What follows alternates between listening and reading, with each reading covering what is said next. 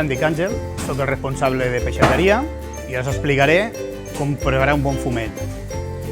Com podeu comprovar aquí, tots aquests peixos que tenim són de les nostres costes d'aquí, de Tarragona, i en aquest cas el que utilitzaria per preparar un bon fumet seria una gallineta, una lluerna, un cap de rap, uns crancs i unes galeres.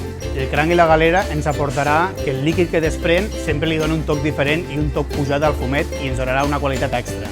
A part d'això, podem aprofitar quan comprem un lluç, un llenguado o un gall i la mateixa aresta que ens proporcionarà la peixatera ens ajudarà a millorar la qualitat del fumet.